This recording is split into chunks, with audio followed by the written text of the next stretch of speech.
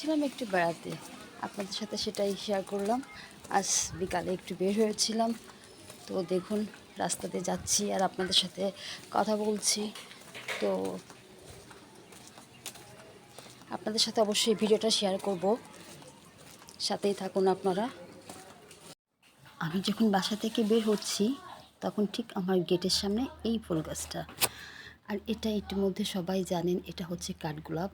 ফুলটা দেখতে এত সুন্দর, সাদার ভিতর একটু হলুদ। এই যে যাচ্ছিলাম বিকালে, দেখুন আসলে প্রকৃতিটা আসলে অনেক বেশি সুন্দর, যেটার প্রেমে না পড়ে আসলে থাকা যায় না। এটাই হচ্ছে সবচেয়ে সত্য কথা। আর বাংলাদেশের প্রকৃতি অনেক সুন্দর, আর বৃষ্টি ভেজা বিকালটা ছিল আরও সুন্দর।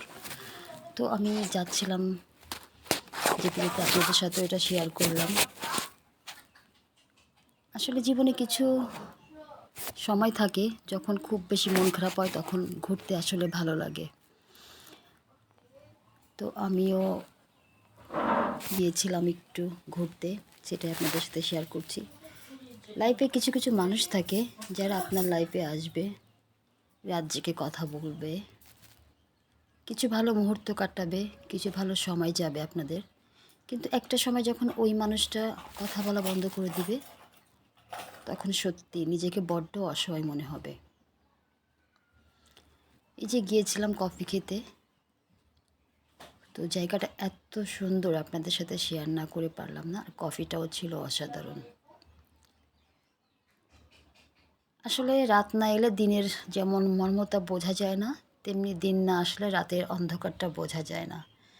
চারিদিকে অন্ধকারের মাঝে এই যে প্রকৃতিটা বা এই যে সুন্দর শ্বাসটা, এটা অদ্ভুত। সত্যি মনে হচ্ছিল কোনো একটা জায়গায় বসে আছি চাঁদের দেশে, এরকম মনে হচ্ছিল। লাইটিংগুলোকে মনে হচ্ছিল এক একটা তারা। আর এখানে রং বেরঙের লাইটিংয়ে সত্যি সময়টা খুব ভালো কেটেছিল আমাদের। কখনো কখনো মন খারাপ হলে এরকম জায়গায় আসলে মনটা আসলেই ভালো হয়ে যায়।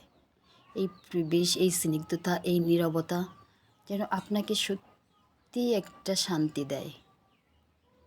চলার পথে কিছু মানুষের সাথে আপনার পরিচয় হবে, কিছু মানুষকেও ভালো লাগতে পারে, কিন্তু সব ভালো লাগাটা আসলে জীবনে ভালো হয় না। এটা যেমন সত্যি, তেমনি কিছু ভালো লাগাকেও প্রশ্রয় দিতে হয় না। কারণ হচ্ছে সেই ভালো লাগাটা আপনার জীবনে অনেক কিছু ধ্বংস করে দিবে। কাছের মানুষগুলোই বেশি আপনাকে দুঃখ দিবে, কাছের মানুষগুলোই আপনাকে ছেড়ে যাবে। তো যাকেই নির্বাচন করবেন আর যেই আপনার সাথে থাকবে, মানুষটা কেমন হবে এটা বড় কথা।